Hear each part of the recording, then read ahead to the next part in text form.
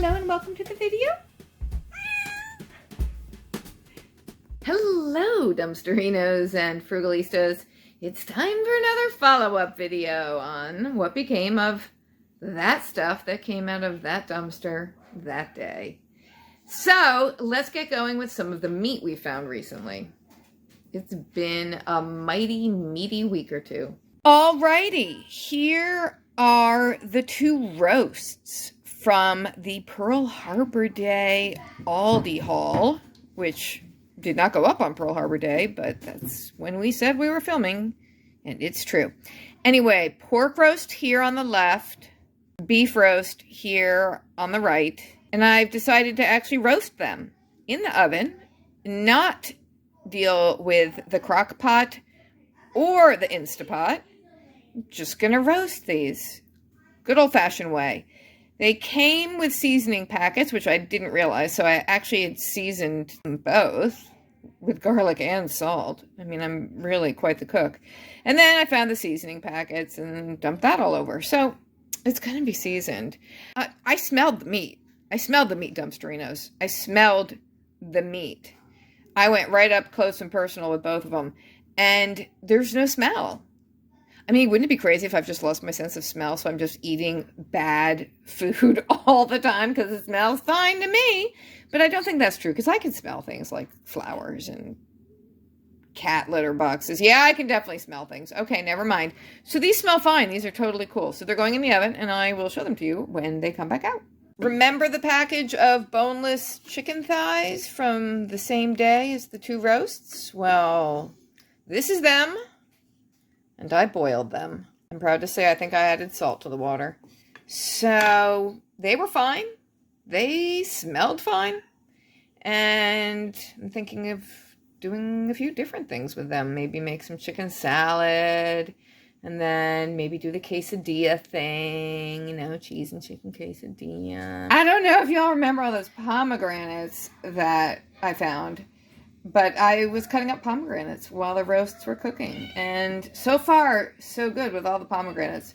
You know, a couple might have had a bruised spot here and there, but there were no, like mushy, rotten ones at all. They've been great so far. And I'm freezing a lot of them. There we go. 1 hour later, I just brought the roasts out of the oven. That's the beef on the right and the pork on the left. And they look honestly a lot better than I expected, and they smell really good, so yay.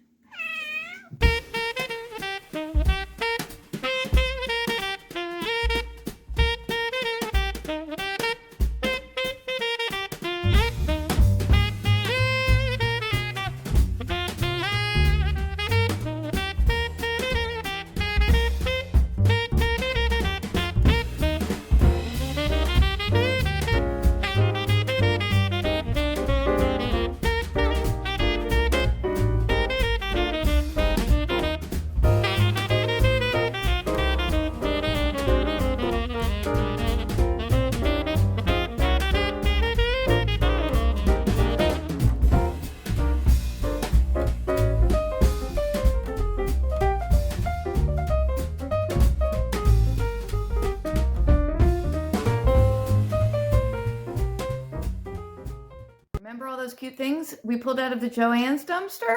It's time to get artsy craftsy.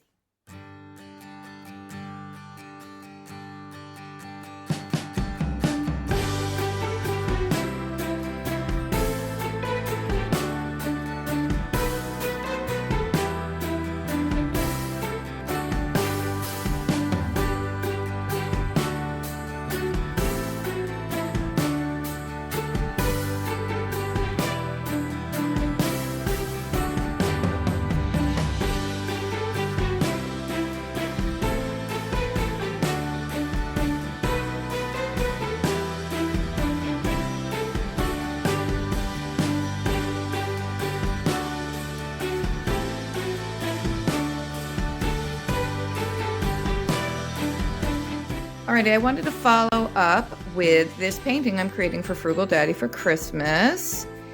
This is how far I've gotten. It's certainly not finished yet. He loves mid-century modern, and this is supposed to be a mid-century modern motif type a situation.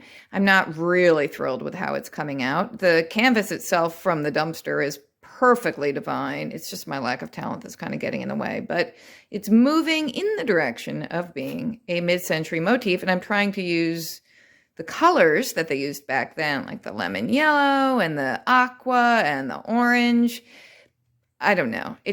I don't feel like it's coming out right, but it's a work in progress. Look who's having nap time, just like his father does every day. All right, and we're going to give a similar treatment from the North Pole post to the Santa Stop Here sign. Sit back, enjoy more music.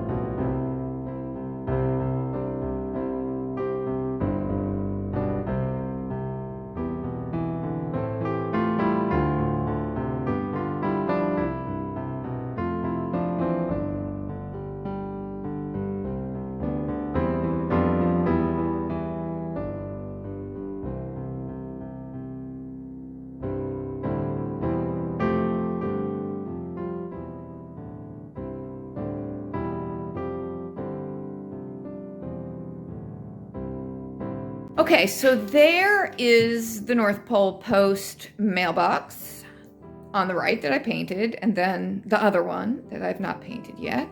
I feel like I should do more, like fancy it up, like, I don't know, like, I don't know, like have some gold here and gold there, like it's the metallic gold rim on the contouring of the top of the post box. I know. I don't know what I'm talking about. Or I thought holly or snowflakes.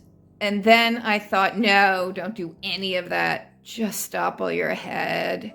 I really like this red paint, by the way. I think it's just called Bright Red. We got it at Walmart, but it's a really good, solid Christmassy red. Haven't done any more on that. And then the Santa Stop Here little sign. It has a hanging thing. I'm thinking we'll jam it into a potted plant out front. And I thought, we only found one of these. And after I painted it, I thought, should I have done a green sign and a red hat, since the hat really is supposed to be red, with the candy cane doodly doo thing, stabby pole? I'm not going to redo it, but it's just a lot of red, you know? But the stop sign itself is red. Well, anyway, it is what it is. And I have the same thoughts about this in terms of, should I zazz it up at all? Like throw some glitter at it? Oh, glitter. I love glitter. But then I thought, no, also just, no, stop. Stop here, Mommy. Stop here. So I'm thinking it would be good to maybe clear coat it with something like Mod Podge. Gosh, what's going on with your ear? Oh, Lord. Some kind of spray lacquer or polyurethane or Mod Podge or watered down Elmer's glue or something. Something to coat it, to give it a little shine and to protect the paint a little bit, I'm thinking. Especially if I'm going to put this outside, which now that I'm thinking of it, I would have to remember to bring it in if there was going to be rain, because I think even with Mod Podge, water would not be good for this sign. And what do I do to fix this? I mean, I know I have to finish it. Somehow I'm not sure that's the right thing to do with it, but do I introduce more colors, Dumpsterinos, or do I just repeat more of those? Yeah, there's a good question. What other colors would say mid-century modern? I'm wondering if I need to change that green, because I was trying to get a kind of pukey avocado green, but I think that's still too nice a green. It's still just a basic tree leaf green. You know that avocado color that our Frigidaire refrigerator was in the 70s? That color green is what I'm going for. The more I look at it, the more I hate it. Update on the dumpster poinsettia. Well, it's still alive and fairly happy, but it was on a windowsill soaking up the sun, and one of the cats knocked it off and dumped a bunch of its dirt and broke its flowers off. So I guess the cat felt that I should have cut it back more. Now it's cut back, but it's alive. It's still alive. That little guy is doing pretty well. I mean, it's alive. I'm not saying it's lush and tropical, but alive is doing well in our household. Then we have this poinsettia, and it's super weird. This is a rescue from last year. This is last year's poinsettia, and it lived outside all summer until just a little while ago. Is that the definition of leggy? I don't know what to say about it, other than it's also alive, so it's doing really well. I thought, oh Lord, I should cut that all the way back so it can grow fuller. But then I thought, do I want it fuller, or do I want to grow something akin to a poinsettia palm tree? You know what I mean? Follow up on, I think, wasn't that Dollar Tree Christmas decoration? It's become a favored cat toy.